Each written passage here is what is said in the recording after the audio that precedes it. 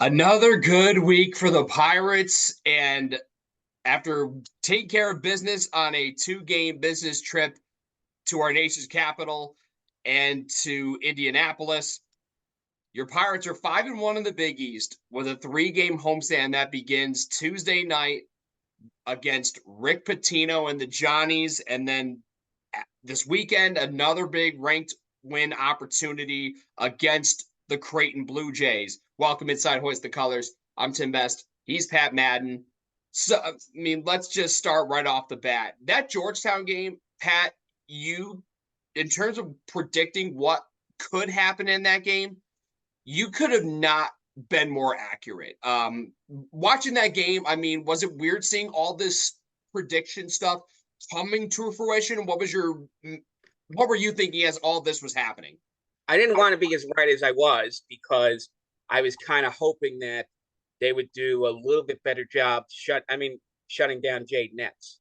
You can only do so well against a guy like Epps who's got ridiculous range. When he gets hot, he gets as hot as anybody in the Big East. He puts up a 30 spot, which, sometimes you got to tip your hat to that. Sometimes, unfortunately, you slip up on the defense and, unfortunately, what happened in that game happened. We get a big lead, but then we don't put them away. And then Epps, does his thing, gets them back in it. Jay Heath, who had been having an off season, turns out to have one of his better games. They get a play here from Wayne Bristol, who, is sort of just, gets a rebound here, gets a putback here, and all of a sudden, Georgetown is up 3 with 2.5 to go. But then, Kadary Richmond and Dylan Dewusu said, this is not where we're going to go down. This is not the game that's going to stop the momentum.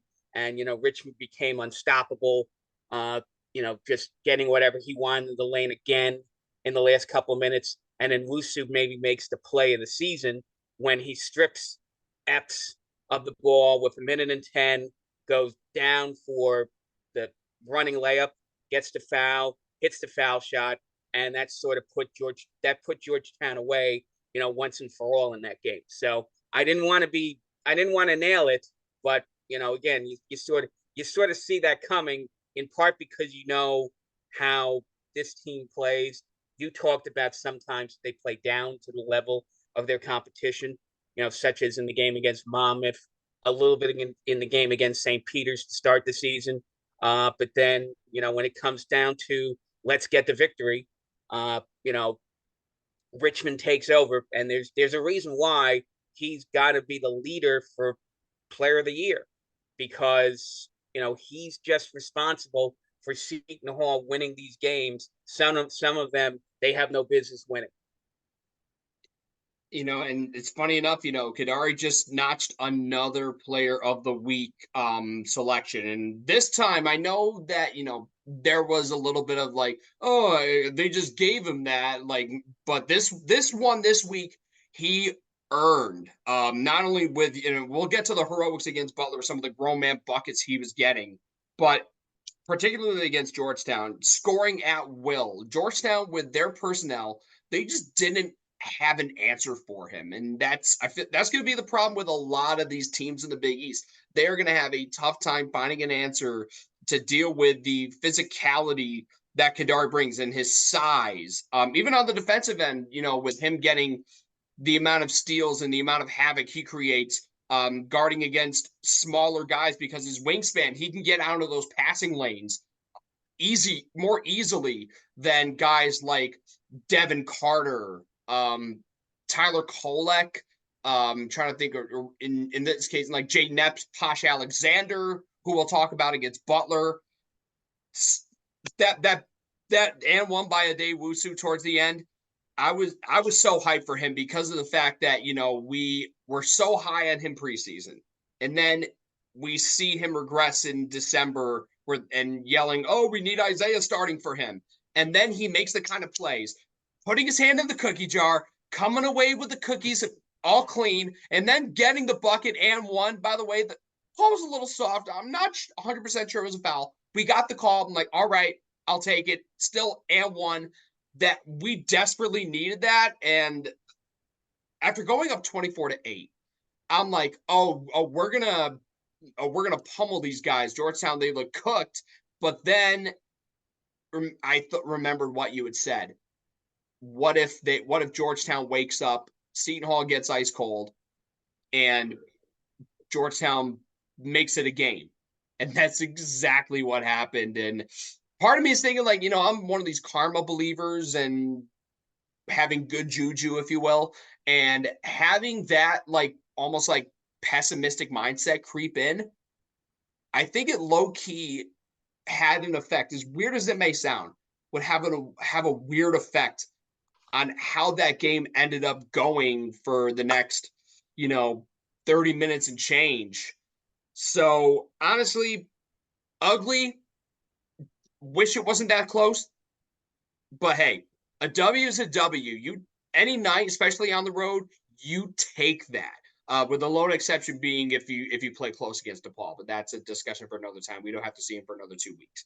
But going to Hinkle Fieldhouse, see, I just couldn't believe how hot we were to start the game. Everyone was making shots.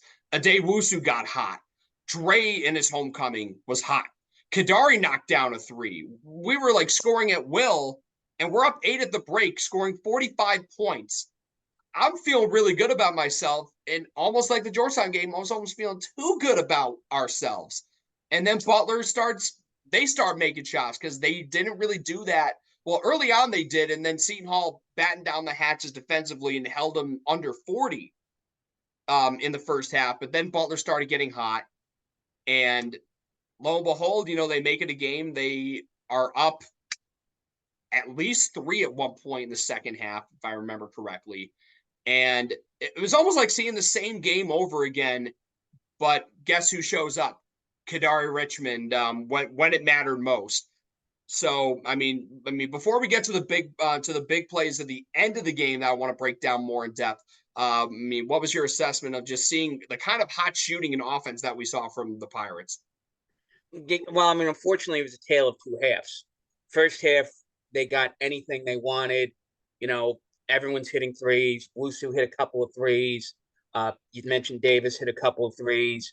Jaquan Sanders, of all people, who's been sort of hiding lately, he hits a couple of threes. So, the offense sort of had it going, but you knew that Butler was not going to just let a game like this slip away. Because they were feeling pretty good about themselves based upon their upset earlier in the week up at Marquette. And the second thing is, as we may have talked about uh, earlier at earlier times, when you've got a group of teams sort of on the bubble right now and sort of just sneaking into tournament contention, Seton Hall, Butler, St. John's. I don't know if I want to put Providence in that group now because I don't know what direction they're heading.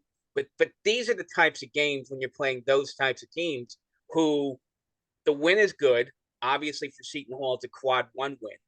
But the flip side to that is it's one less opportunity that a school like Butler has to get a quality win as part of their resume. They have the one against Marquette, but they're also now 2-4 in Big East play, and that's with losing home games against Connecticut, Seton Hall, and I think they lost to somebody else that they might have lost to somebody else at home. I don't remember off the top of my head. They lost to Providence, St. John's on the road, but they were on the road. All right. The point is that now Butler wanted that game for a number of reasons. First, they think they think this is like an even matchup, and it very well could be. We talked about the guys last week. Pierre Brooks had a big game. Posh Alexander showed that he was simply more than just a 6-foot whirling dervish.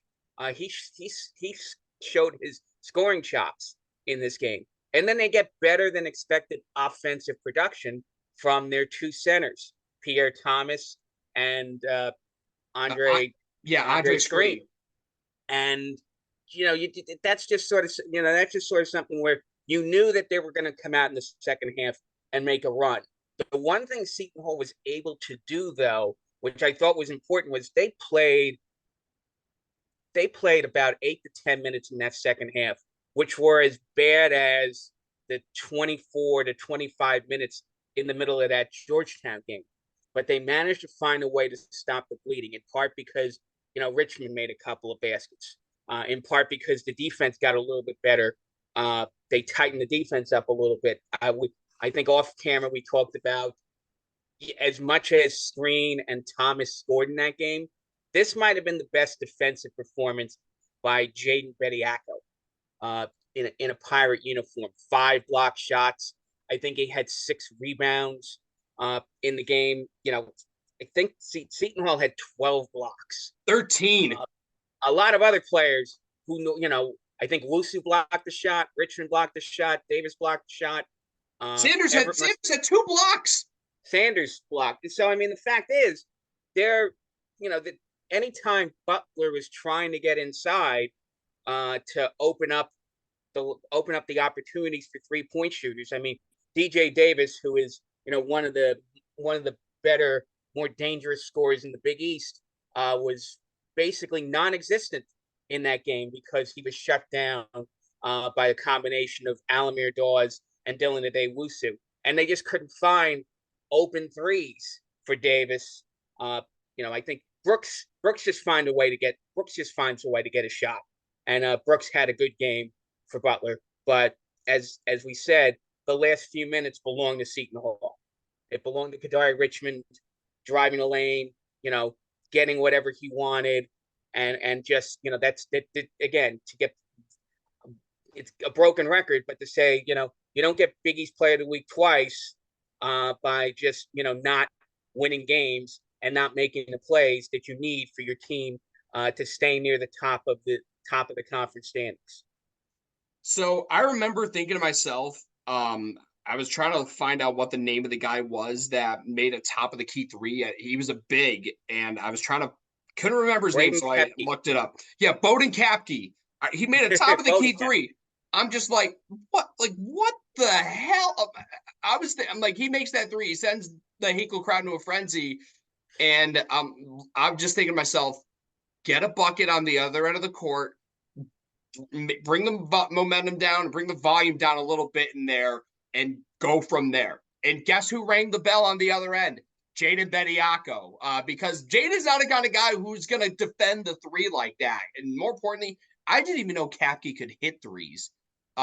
But he did in that sense. And, Bediako, for him to come up with that response on the other end, he was quiet offensively, 6 points, but that bucket he had to tie it up at 62 made a much more of a difference in hindsight. Like, it tied the game at 62, and it clearly different. It ended up being a 6-point game in the end, but that was a huge play to just, in terms of stopping the bleeding after a big play like that sends the crowd into a frenzy, desperately needed, and he delivered. And on the very next possession, no less.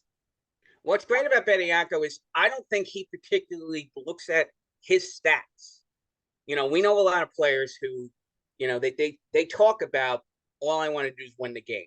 But and I know that they're going back to the stat sheet and they're saying, you know what, I came into this game averaging 16 a game. I only put up 10, so that knocks my average down a little bit. Or I only got 12 shots. Usually I get 15 to 20. I think Bediako just does what you need him to do, play in and play out to help the team win games. And I think it's just something, I think it's one of the things that makes him different than, let's say, a Tyrese Samuel, is that, while Samuel put up better scoring numbers last season than Bediako did, Samuel didn't make quite as many plays, particularly on the defensive end. I don't remember how many shots Samuel blocked all season, and I don't remember what his rebounding average was, but, getting rebounds and blocking shots and, redirecting shots at certain times is what you expect a big man to do, in the vein of Ike Obiago or Romaro Gill, or even to a lesser extent, Angel Delgado. Your big man on defense is supposed to keep the opposing team from scoring. And if that means, just putting your body up, sort of like he did against Oduro when Seton Hall, pulled the upset up in Providence a couple of weeks ago. He just basically put himself between Oduro in the best opportunity Oduro had to get a basket in that game. So he's just a player he's a smart player. You hear his interview with Brian D. Novellis last week on the Tri-State podcast, and that's just a guy who's, he's a smart guy, but he also knows what needs to happen in order for the team to do well on a particular defensive or offensive possession.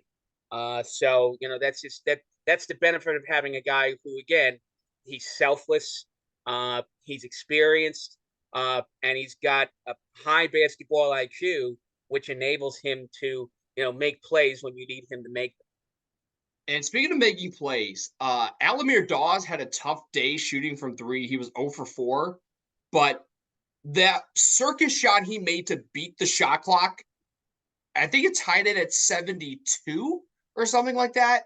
Actually, I don't remember what the score was, but I just know Al struggled from three. So instead of trying to chuck one up, he drove the lane and just made a circus shot just to beat the shot clock.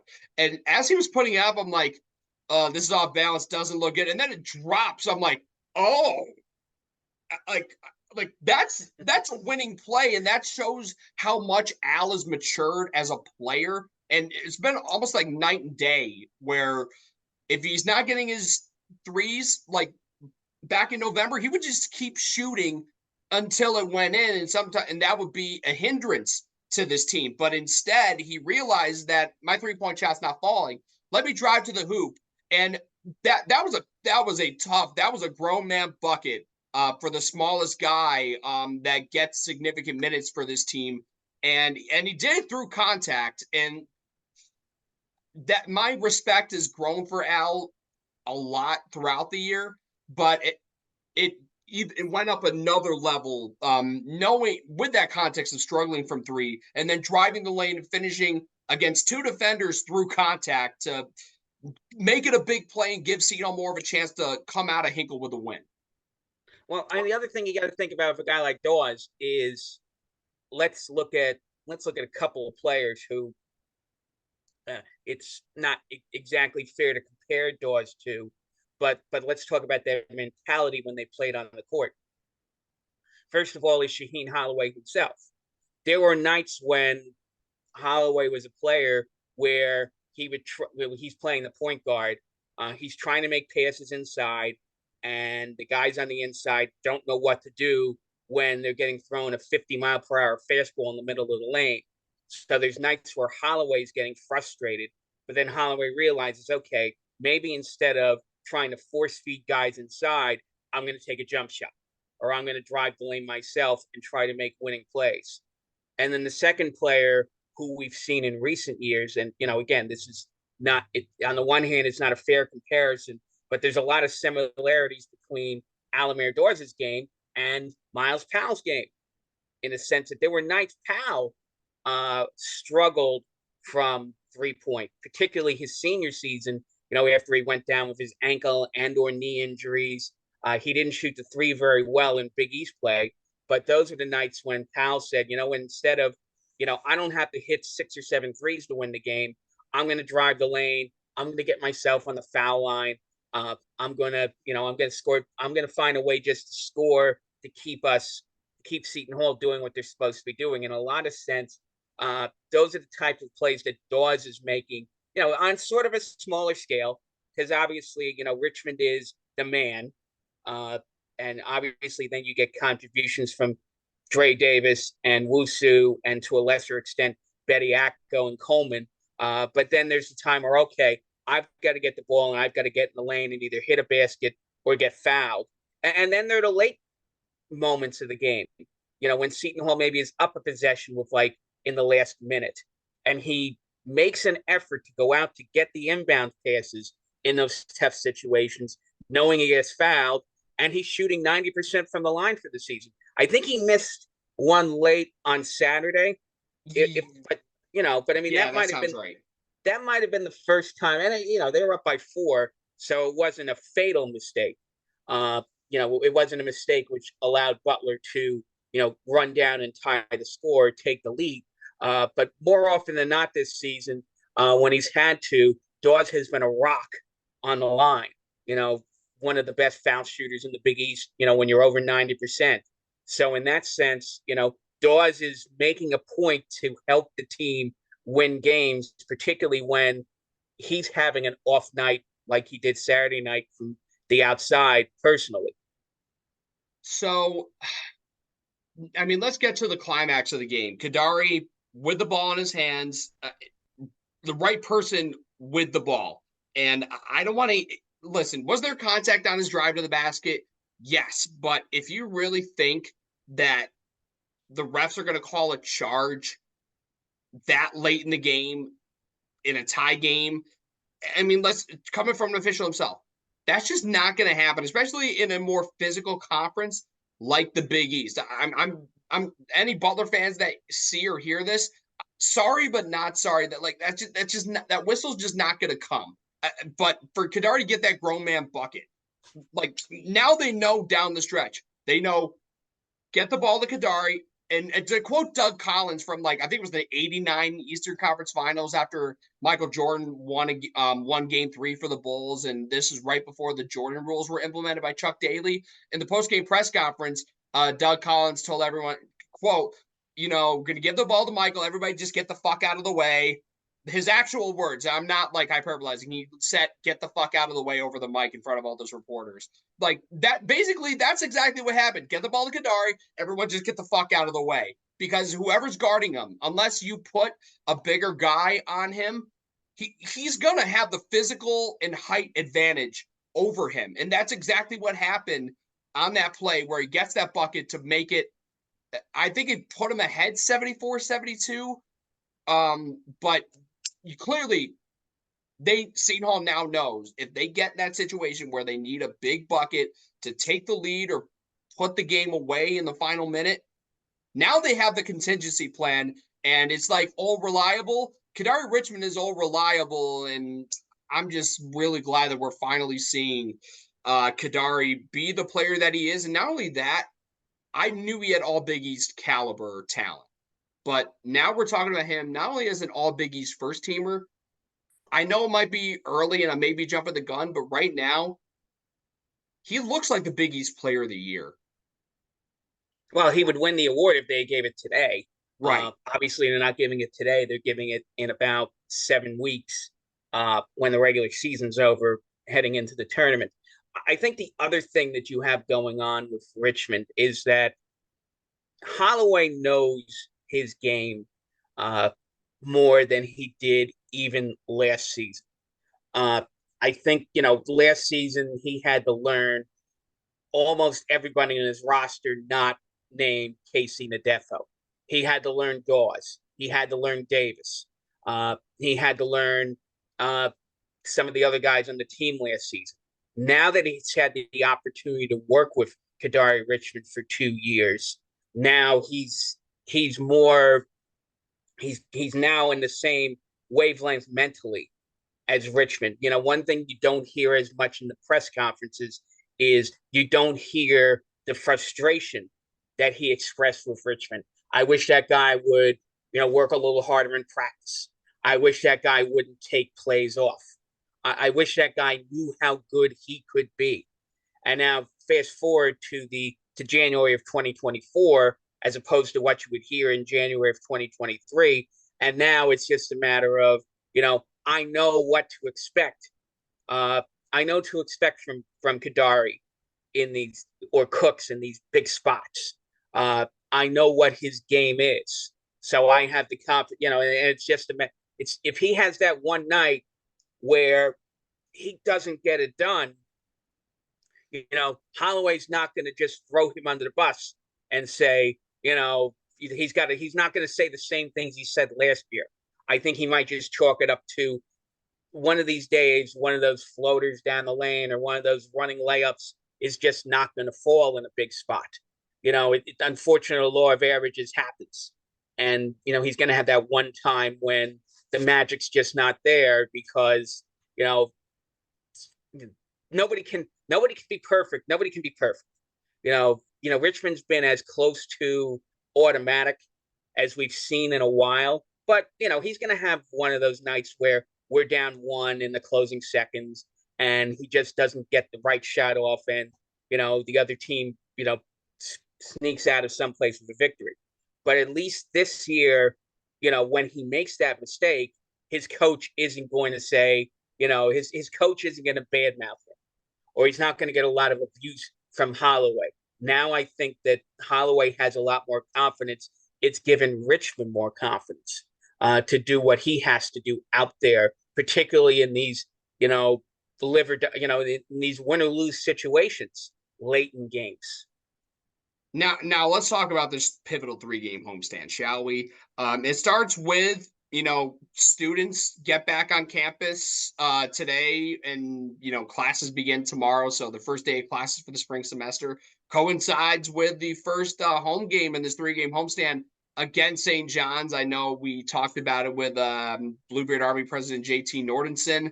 I'm eager to see what this promotion is going to be for this first home game of the spring semester for these guys.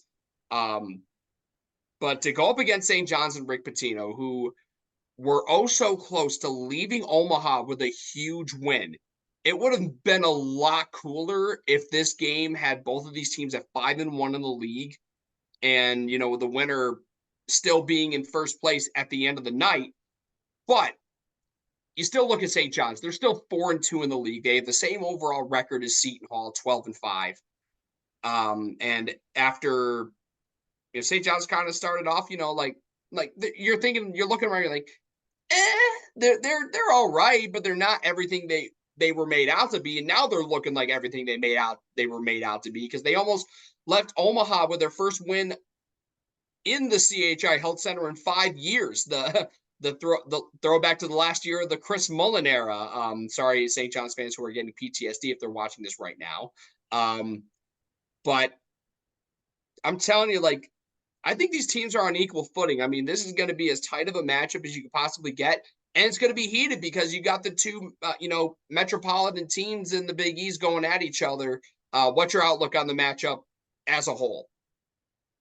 Well, the two players for St. John's who worry me the most are Joel Soriano, who's having a season that could put him in the conversation for Player of the Year.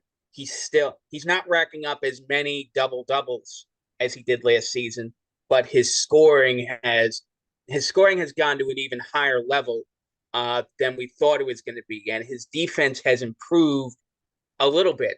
It's what Pitino challenged him back when he took the job in March and said, "You're going to be the captain, and you're going to be the guy I build success around." And Soriano has embraced that and become the leader for St. John's. And let's with all of this, with all the St. John's guys, they're on social media a lot. They hear it a lot from their fans.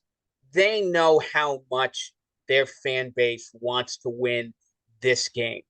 Because in part, Seton Hall has been the better of St. John's in recent years. There's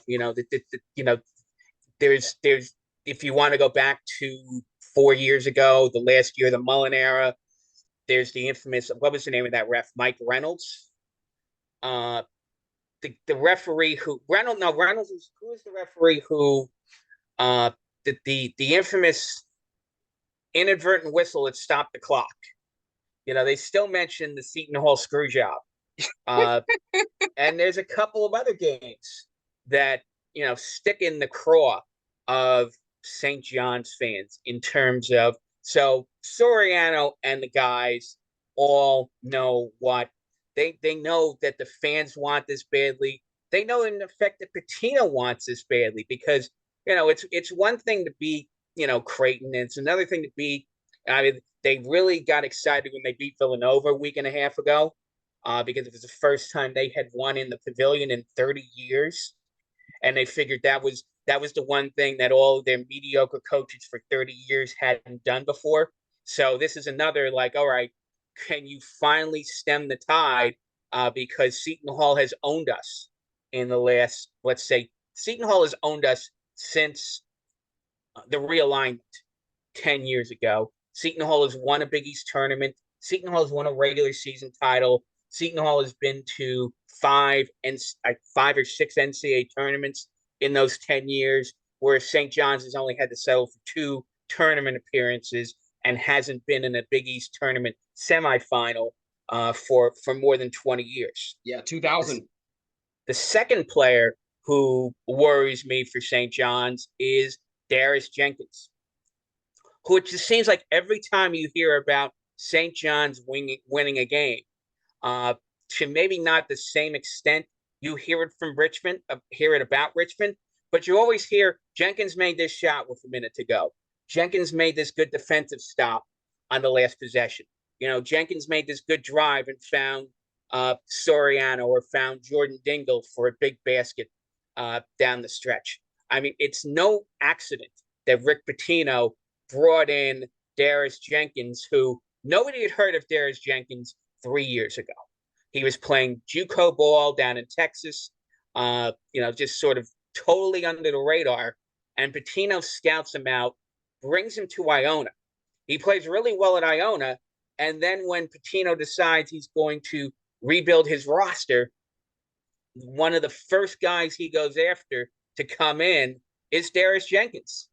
When he could have gotten any point guard, he could have gotten almost any point guard off of the portal that he wanted. But the guy Pitino wanted was Darius Jenkins. And Jenkins has delivered as to what Pitino has asked for. And that's sort of a situation where if this becomes a back and forth battle between Richmond and Jenkins down the stretch on Tuesday night, Jenkins is about as capable of making big plays to help St. John's win as Richmond is to make big plays to help Seton Hall wins. So I think some of the keys to this game are probably you gotta close out on shooters. Although one thing St. John's does well is they adjust. If you're doing a good job closing out on shooters, St. John's is going to try to get the ball inside for it. And I think the other thing you got to do, honestly, against some of those St. John's guys is turn them over.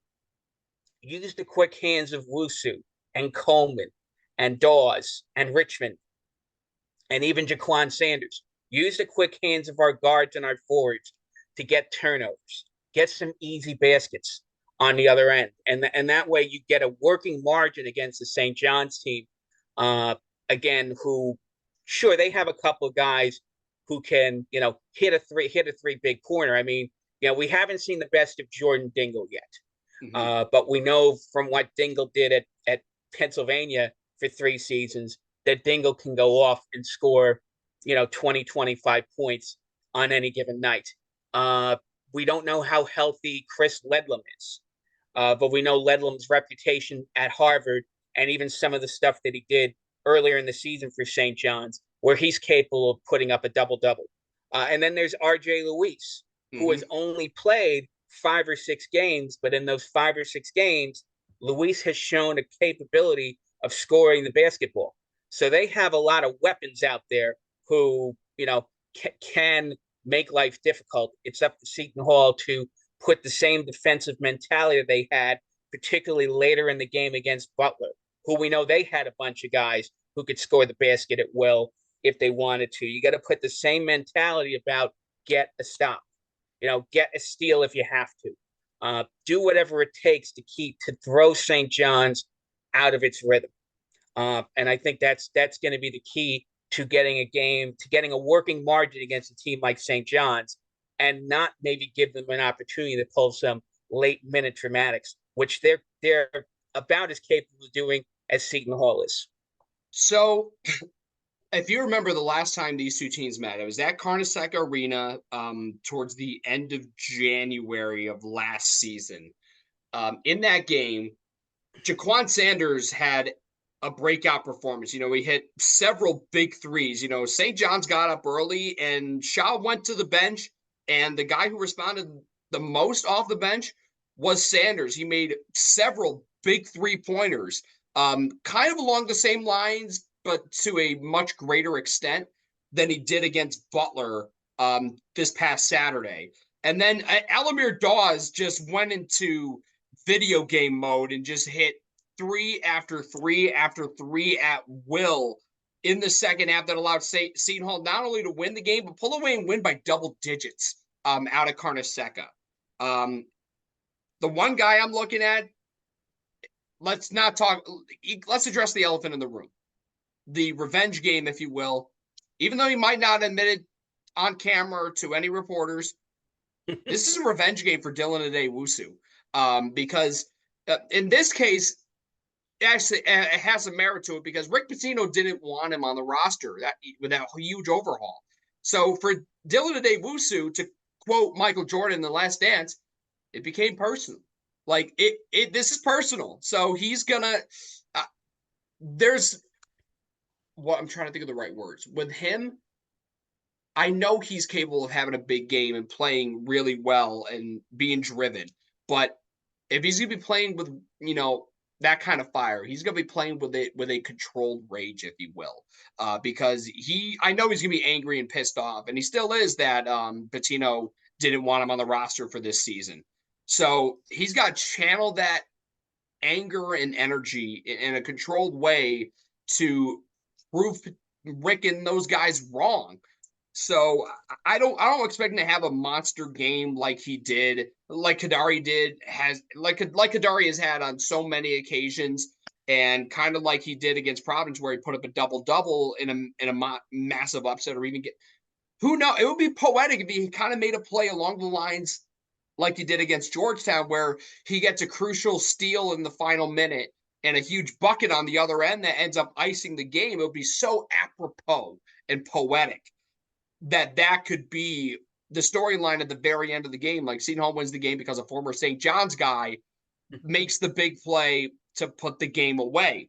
But outside of that, I'm curious to see what kind of evil genius stuff Rick Pitino is going to pull out of his hat in terms of trying to contain Kadary Richmond. Does he put a guy like Chris Ledlum on him in a weird spot? Although Ledlum, with his size, matches up better as a stretch four with Dre Davis. Do you put Jordan Dingle on him? Do you maybe Jenkins as their best perimeter defender, RJ Luis? But if Kadary is cooking all of them, or cooking in this case, like, how many guys is Pitino going to throw at him? Because he's not going to allow his team and his defense and all of his perimeter defenders, or one guy specifically, to get continually burned by Kadary. He's not going to allow that to happen. That's just common sense. So I'm thinking Tim in a different direction with a strategy that he might throw to contain Richmond. I don't think it's a matter of finding one guy to do it. I think it's throwing a different number of defenses. One complaint a lot of people had about the game at Georgetown was that Ed Cooley goes to a press in, I think that's the last 10 minutes of the first half. And that slowed down Seton Hall as much as anything else, because it took a while for Seton Hall to adjust the offense against a zone. Did I say press? I should have said a zone. He's going to go to a zone. And the zone threw Seton Hall off and let Georgetown sneak back into the game on Tuesday night. So I think if Pitino's been cooking some defenses up, I think he's going to go into the bigger tricks and use a zone. The other thing that Pitino has used very well his whole career is a number of full three-quarter and half-court presses. Whether he throws a trap in there, whether it's a full court man-to-man, whether there's some type of zone component to that. I think part of it's going to be more about tactics than it's going to be personnel. And it's interesting. Hopefully, after they struggled against Georgetown a little bit, and this surprised me a little bit about something Butler didn't do on Saturday afternoon. I'm waiting for Butler to go full zone, knowing that their personnel was having difficulty matching up to Seton Hall. But Butler did a much better job on ball defending in that second half, and they used that to get themselves back in the game on the defensive end. So I'm looking more attack. I mean, I can't do I want to say that Darius Jenkins in theory could hold off Kadary Richmond? Sure. But, I don't think that you want to make that a full game of man to man because, let's be honest, Richmond's got a few more tools on the offensive end than Jenkins has on the defensive end. It's going to be a matter of using some of the strategies that Pitino has used over the years to contain players. It's not like Rick Pitino has not seen a player like Kadary Richmond throughout the course of his entire, coaching career. He's had to go up against Hall of Fame point guards and try to find a way to contain those guys. So certainly, he's probably been looking at film. It's not like Kadary Richmond is an unknown entity. He's not going to surprise anybody. It might simply it's more of a matter of tactics. You're going to see a zone, you're going to see a press, you're going to see a trap. You might see you think of 100 defenses that people can play, and you might see 10 or different types of defenses that St. John's might throw out to make Richmond do some more thinking on the court than just want attack at the middle of the zone. Because if St. John's is going to just let Richmond attack the lane all night, it's going to be a long night for St. John's. They have to come up with ways of containing him and forcing Richmond to rely upon other players. Now let's, before we get, let's get into the pick for this game. For context, by the way, I know St. John's has a road win against Seton Hall in recent years, the infamous students only game at Walsh, where St. John's ran the Pirates out of their own building. But they haven't beaten Seton Hall at the Rock in 10 years. You got to go all the way back to February of 2014, the first year of the realignment. So with all that being said, and he's like, oh, we should have had that game at the start of Big East play 2018-19, the Seton Hall screw job. And I believe was it John Gaffney? That it could have been John Gaffney. No, it wasn't. It wasn't Gaffney. I can tell you exactly. It was. I forgot what the name of the. I could look back at it. It was Michael Stevens, I think was his name. Stevens, yes, that's what it was. I identified somebody else as Michael Stevens, who, interestingly enough, got a promotion to become the supervisors of referees for I think some mid-major conference. I think it was the Metro Atlantic. Yeah, but Michael Stevens was the one who blew the inadvertent whistle. And then unfortunately, when when you blow the inadvertent whistle, basically the game stops in time. And that gave Seton Hall the opportunity to hit the winning basket. Whereas had Stevens not screwed that up, so to speak, the clock runs out and St. John's gets that win. But one of the lessons that both sides have to come into this game with is find a way to keep the referees from beating you. Mm-hmm. I don't know who's going to be assigned to the whistles tomorrow night. You could get Breeding, you could get Brian O'Connell, you could get Jeffrey Anderson. As many good referees as do Big East games, you have bad referees. And if you put yourself in position where you're hoping to get a call, that's sort of the one thing that St. John's people are complaining about is, where was the call? Where was the foul? And it's like, guess what? If the referee has a bad angle on it, which, that's what causes these bad calls to happen, is that the referee doesn't have the right view, and the other maybe the other referee doesn't pay attention to it. You can't sit there and say, hey, I don't want the way to keep a bad call from beating you is just find a way to win the game outright. Don't put yourself in a position where you're down by a point in the closing seconds and you need a basket or you need a foul to get a W, because, guess what? Those things don't happen. Mistakes can be made. That's sort of a warning to both teams, because, to get back to what I talked about a couple of minutes ago, Richmond takes a drive to the basket with Seton Hall down 1 in the closing seconds. Ball doesn't go in. Maybe he gets hacked by Jenkins or Dingle or something like that, and the referee doesn't see it, and then you lose, and then you go complaining. It goes back to the infamous Greg Elliott, uh, Bryce Aiken play Mm-hmm. from, what was that, 2 years ago, Yep. up at the end of the Marquette game, when Elliott clearly sticks his elbow in the middle of Aiken's face. The referee calls a 3-point shooting foul on Aiken, even though he just got elbowed in the mouth and got a concussion that would keep him out for the rest of his college career. But Marquette gets the call, Marquette gets the win.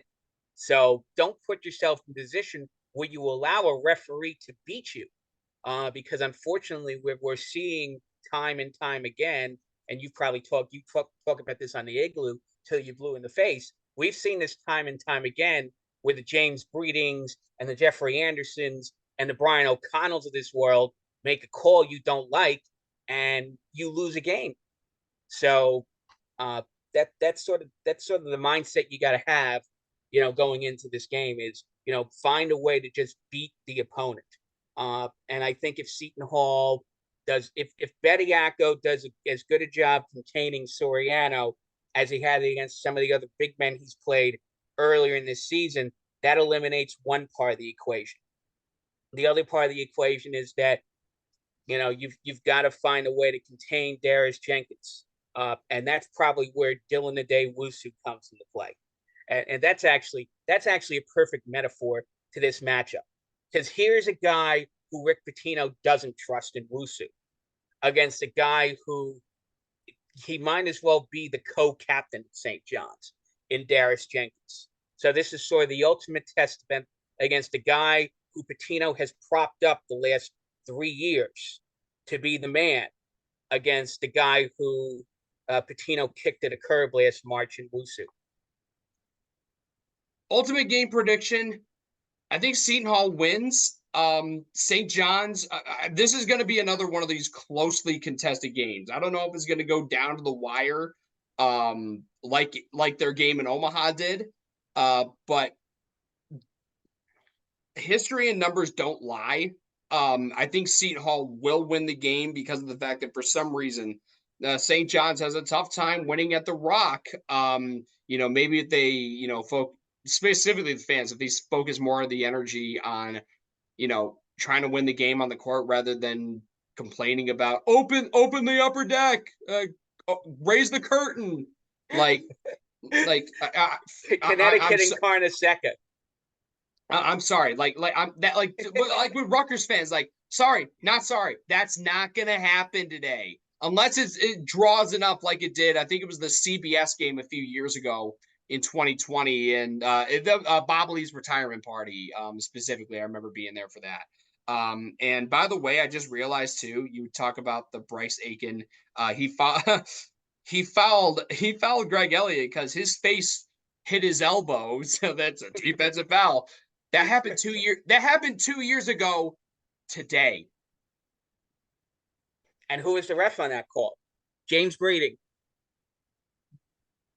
It was someone else. Someone else made the foul call, but then Breeding, if you remember, on the ensuing inbounds, he incorrectly told Miles Cale he could run the baseline. And the point was that Breeding was in the building. Maybe he didn't make the call. I mean, Breeding they definitely went to the monitor after that, for sure. And they still fucked it up. He didn't see the elbow going there, but that's the point. Neither team can put themselves in that position, so there's reason to think that either team could do what they have to do. If Pitino's defenses and he gets the type of games he's expecting from Jenkins and Soriano and maybe Jordan Dingle, then St. John's is going to have enough because that's the way St. John's. Sometimes St. John's has bullied people this season, in terms of the talent on that roster. There are nights where those guys, they did it to Butler, they did it to Xavier, so there's no reason to think that all of those guys could go off and find a way to beat Seton Hall by multiple possessions tomorrow night. But then the flip side to that is, if for all of the crazy defenses that Pitino tries to throw at him, if Kadary Richmond puts up another 20-point, 8 rebound, 8 assist night, like he seems to be doing lately, having ridiculous stat sheets on the night, then very few teams are going to beat Seton Hall when Richmond puts up another player of the week or player of the year type performance. So, a lot of it's going to come down to which, whether or not the defensive strategies of St. John's are enough to slow Seton Hall down enough where St. John's pulls this one out. But it's again intriguing matchup. You know, some fan base is going to be very silent on Wednesday morning. Hopefully, it's St. John's fan base. Fingers crossed, knock on wood, that we prevent St. John's from beating us at the Rock for the first time in 10 years. And then that brings us to Saturday against Creighton. By the way, the Blue Jays are up to 18th in the country. So before we get into this matchup, bad news. Seton Hall's not ranked this week. I just saw the AP poll. They are just outside. I mean, I get it. I mean, it's bad news because I know everyone's like, rank these guys. I'm like, but I'm like, whoa. First off, this might just be me, but I feel like in recent years, we've done worse when we've had a number next to our name. So this is a blessing in disguise as far as I'm concerned. Right, and Pitino's still going to talk us up like we should be a rank. Pitino's going to tell his guys this should be a ranked team. When he's and Holloway will probably do the same thing about St. John's, because had they won that game Saturday afternoon, there's every expectation that they could have been, even though they got fewer votes than Seton Hall did last week. They were this close to adding another big, unexpected road victory in Big East play. Beating Villanova could be a fluke, but when you beat Villanova and you beat Creighton on the road, that's telling you that you are an elite Big East team. So, maybe to flip the script on to Creighton a little bit, I'm not sure we've seen Creighton's best, which could be good news and it could be bad news. We know Baylor Shireman is playing at an all Big East level. Mm-hmm. The guy's doing it all. He's scoring, he's rebounding, he's throwing out ridiculous passes. He's just, everyone thought he was going to light the scoreboard up when he came from South Dakota State, but now we realize that he's even more dangerous because he's capable. He's a friend of the Eagle, Mitch Ballack, on steroids. If you want to put, he does all these things that Mitch Ballack could do for Creighton, but he does it at that much of a better level because he's a little bit taller, he's a little more consistent shooting, and it's you have to respect his outside shot. And unfortunately, when you do that, you give him opportunities to beat you on the pass or beat you on the drive or do a bunch of other stuff. And then you get to Ryan Kalkbrenner, who you always have to account for, because he's 7'1", and he could have a night where he gets 6 or 7 blocks against you, or he could have a night where they set their offense up and he goes for 20 points on a bunch of highlight reel alley-oops. So that's going to be another test. That's a different type of test for Bediako and Everett than Joel Soriano is, because Soriano's not really a high-flying guy. Soriano beats you inside on positioning and getting offensive rebounds, whereas Kalkbrenner just beats you because he gets good position on the blocks, and that sets up easy baskets. And then there's a guy who's been a little bit off this season, but got this close to getting drafted last June in Trey Alexander. And we certainly haven't seen, except for a couple of times this season, the best of Trey Alexander. And, one of these days, he's just going to go off on some. I mean, maybe he uses that up against Connecticut earlier in the week. But one of these nights, he's going to go off for 25 points. He's going to have a night where he knocks down 5 or 6 3-pointers, scores in a bunch of drives to the basket. I mean, that's what he's capable of doing. So you have that 3-headed monster for Creighton, who you're going to have to deal with. The good news is that they haven't gotten much else from anybody else. And Stephen Ashworth has been a little bit of a disappointment coming in from Utah State. They really haven't figured out what their answer is at the power forward position between Isaac Trout and Miller. And then their bench is 5 minutes of Fred King and 10 to 15 minutes of Farabello.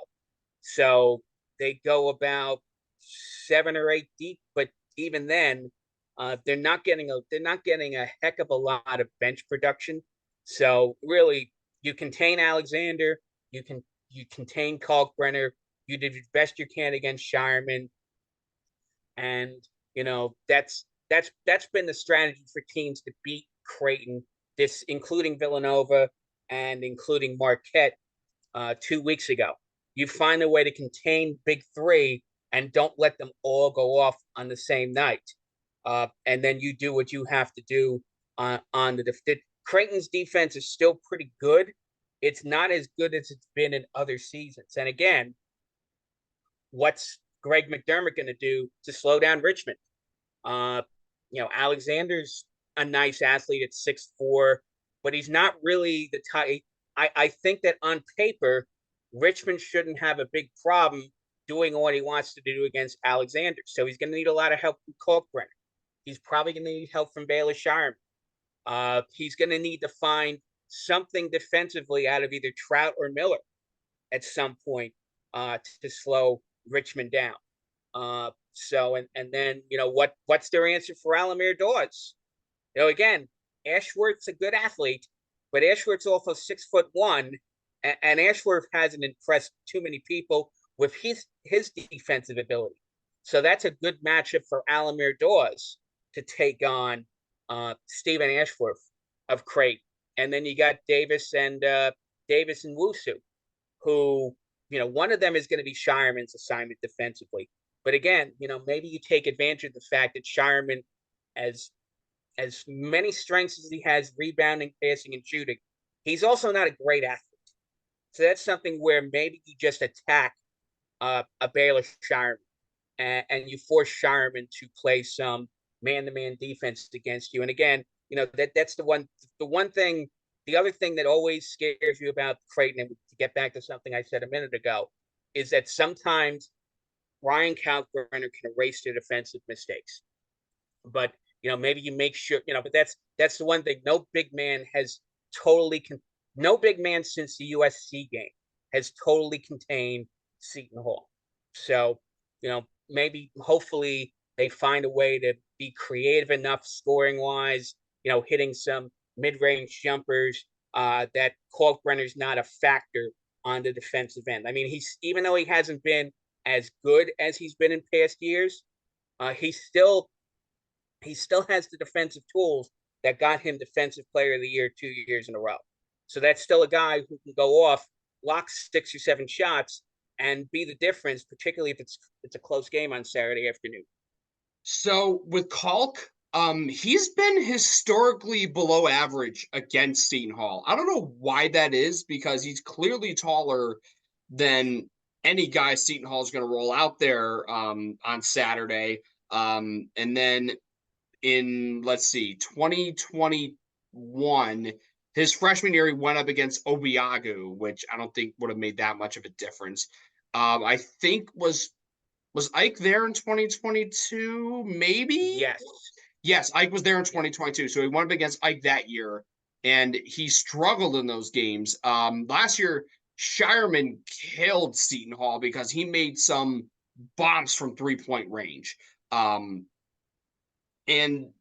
listen, with Seton Hall, you made a lot of good points. Shireman could be the assignment if they go man-to-man, if Shireman could be against Kadary, because Shireman has a slight height advantage, but clearly the athleticism advantage Kadary.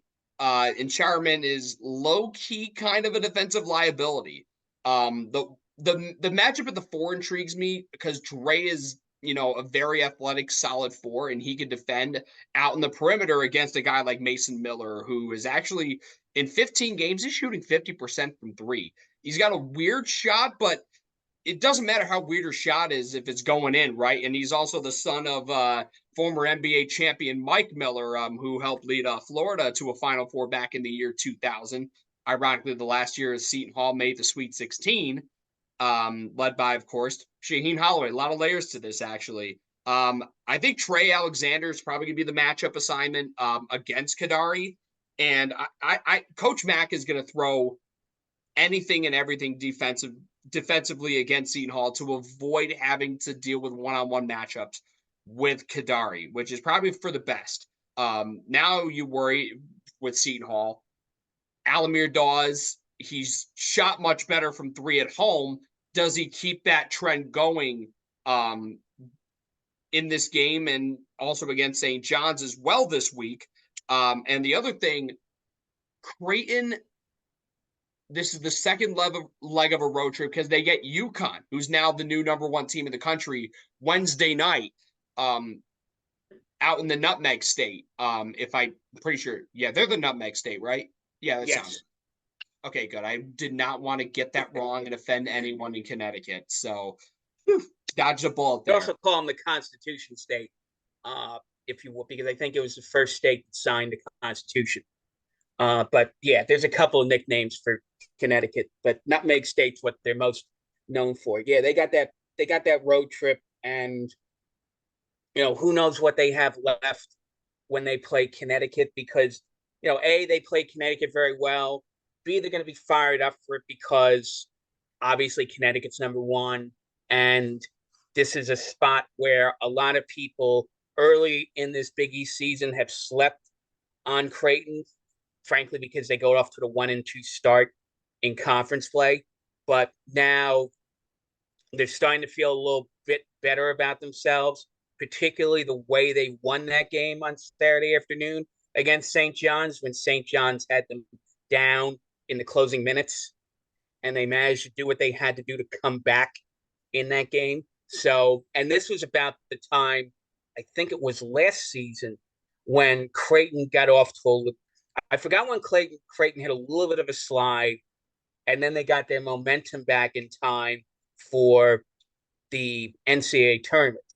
So this is a spot where what McDermott's telling his players is wins this week, particularly because they will both be quad one opportunities on this road trip on this business trip for Creighton, if you want to put it that way.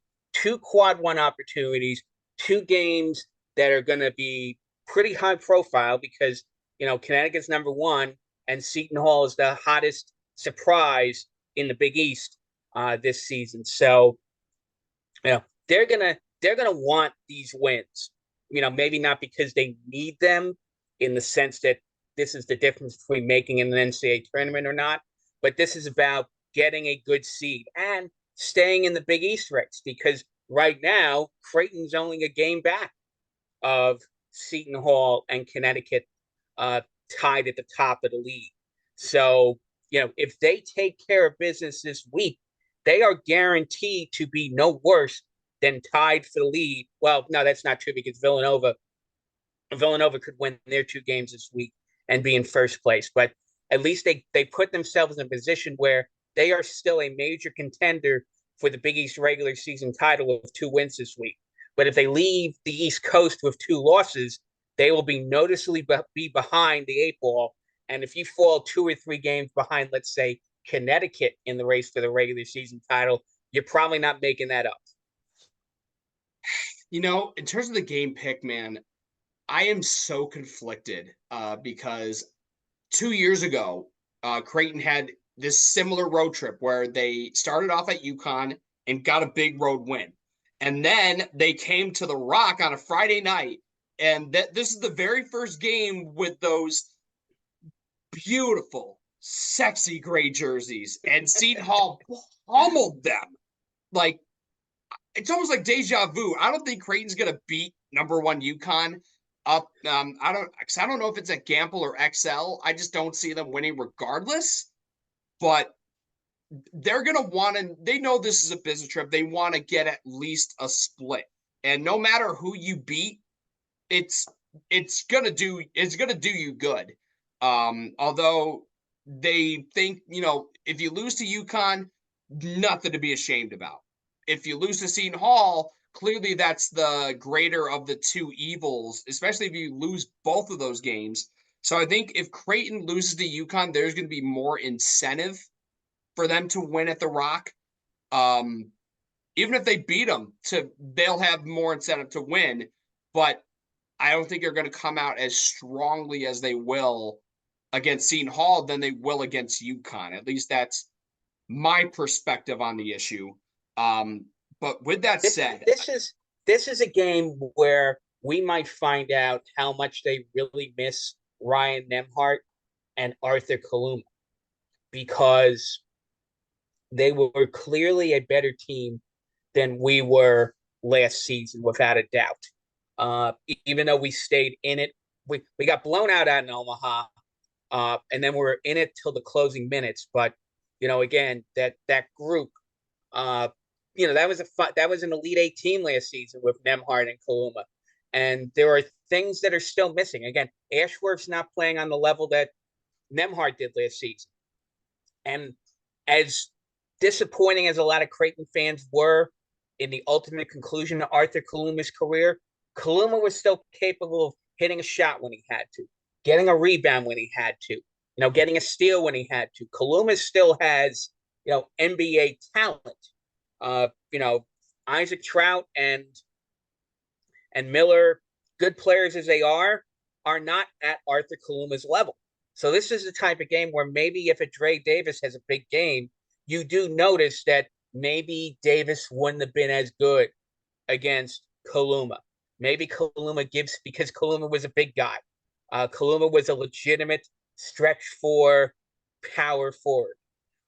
Trout and Miller are, 6'9", 6'10", but they're both sort of small. They're both small as opposed to Davis, who's a 6'7" tank.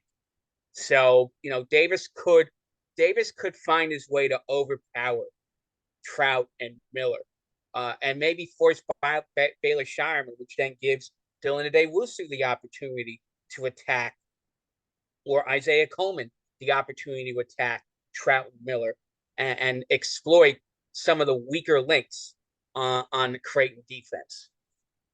so and another thing, by the way, Creighton does an exceptional job of staying out of foul trouble. They are amongst the nation's leaders in fouls drawn in terms of the fewest in the country.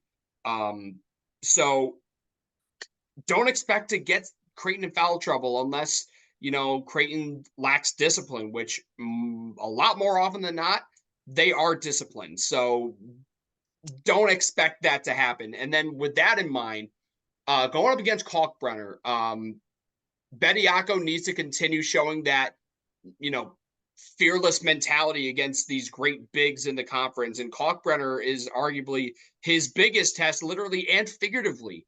And then if Bediako's off his game, you're going to need EHE to step up. And in recent games, EHE has rung the bell with some pretty good plays when they've needed him to make good plays. He had a big layup in the second half against Butler that, was another one of those things that it didn't jam a fork down on the road with Butler's comeback, but because, Butler still had answers, but those little tiny plays where they're mini silencers. EHG got one of those on Saturday. So if Bediako is off his game on either end of the floor, EHE's got to step up, and EHE is he's a taller player that can handle more of the height that Kalkbrenner. I mean, granted, it's 6'11" versus 6'10", but you need every inch against a 7'1" behemoth like Ryan Kalkbrenner. And the thing is with Bediako, Kalkbrenner is he's a very skinny 7'1" guy. He can get physical, but in the end, who's got more muscle on him? It's Jaden Bediako.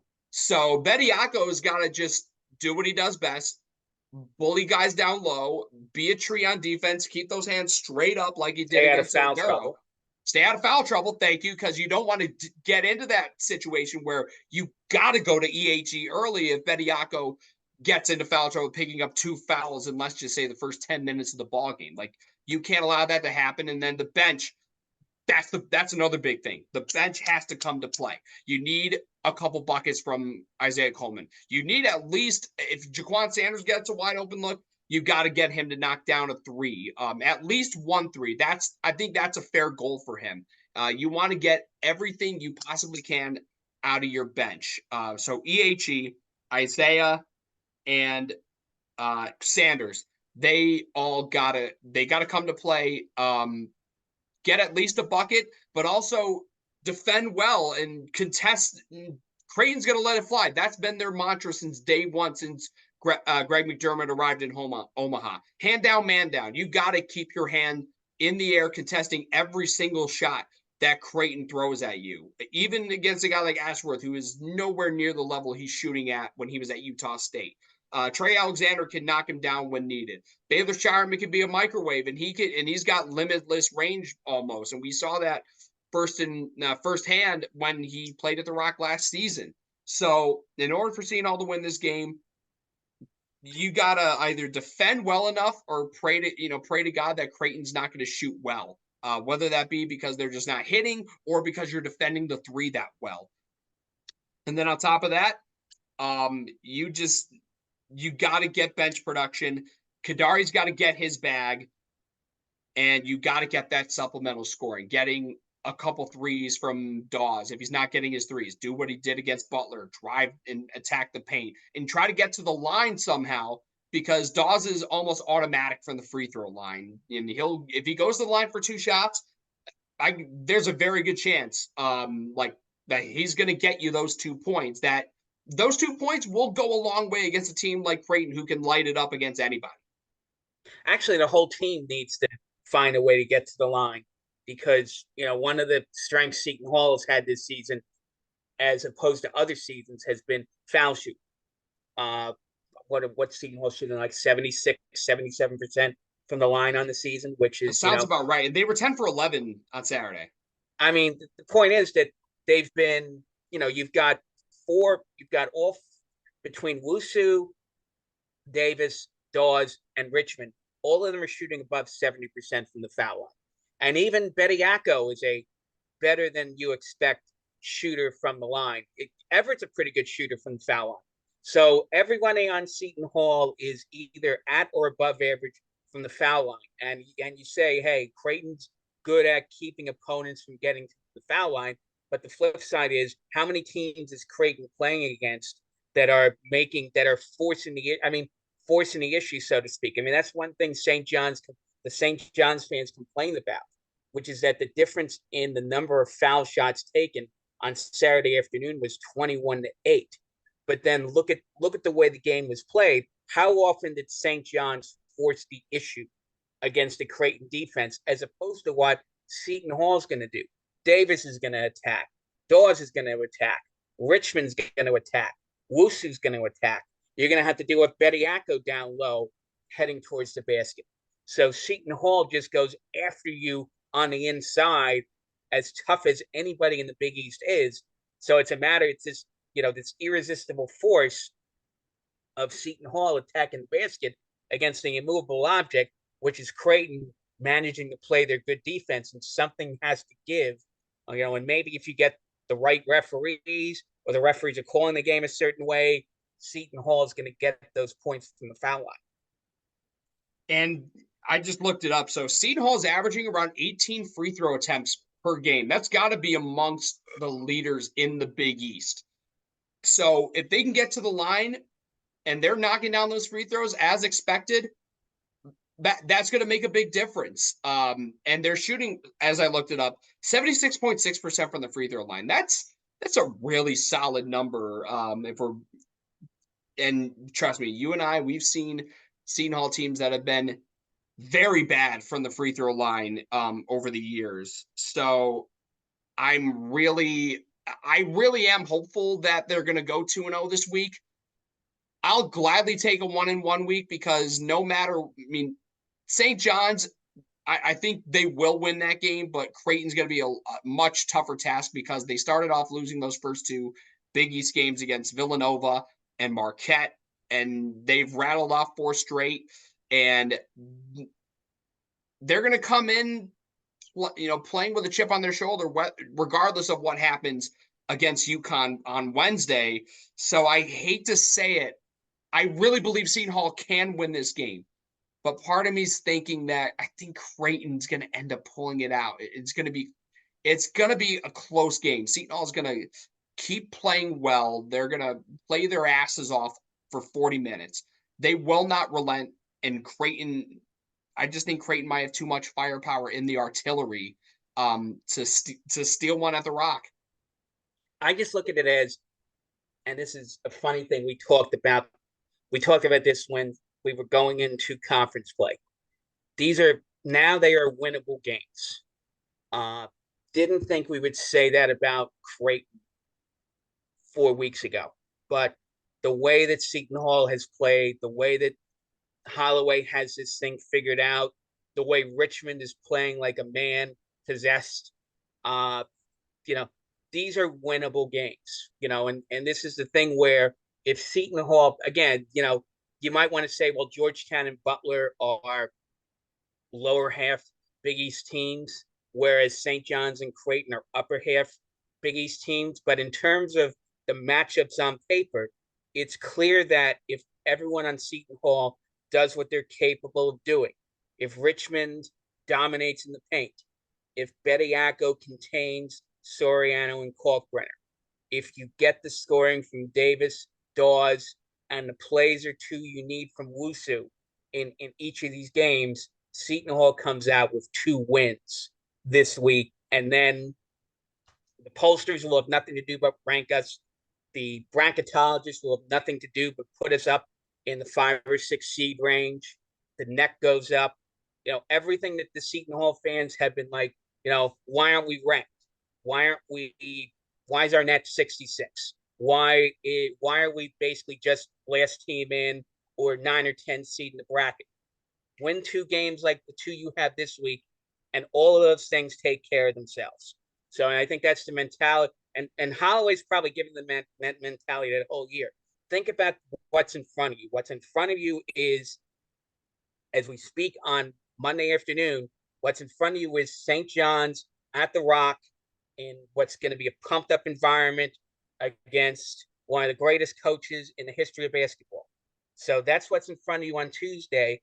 And then after Tuesday night, what's in front of you is a team that has a lot of players back from from an Elite Eight team, who's ranked, who some people still expect that they'll be in the conversation to win the regular season title. So this is a team that, they're ranked. They've done some great things the last couple of years. This is them what's in front of you after you take care of business on Tuesday night. So my little PSA before we sign off for this week, for the fans, bring the energy. And by the way, and hopefully, after a win against St. John's and, knock on wood that will be the end result on Tuesday night, sell the Rock out Saturday. Like, I don't think we've ever sold out against Creighton except like once, and that was a lower bowl sellout. I think it was the 2022 game. I'm not sure if we sold that one out, but I think we've all at most one sellout against Creighton. Change that this weekend. It's going to be a big game, especially if we beat St. John's on Tuesday, because a lot could be riding on that game. Creighton still, again, Elite Eight team last year, another favorite to win the conference. Now that Marquette is, been on a really bad, downturn, with injuries, and they could lose to Villanova later today. So fans, bring the energy this week. Same with the students. You're back on campus. You're reinvigorated after having the past few weeks off to get ready for a new semester. Be with your families and just enjoy your time off and not have to worry about classes, exams, and all that other stuff. Now you're back on campus with all this energy. Bring that energy at the Rock this week. Sincerely signed, Bluebeard Army former president. And I know JT will carry on my legacy, if you will, by leading the Bluebeard Army into battle this week. And then obviously when they close out the homestand Wednesday against Providence, which we will discuss next week. So that's going to do it for this week's edition of Hoist the Colors. For Pat Madden, I'm Tim Best. Thanks for tuning in. And until next week, onward Setonia.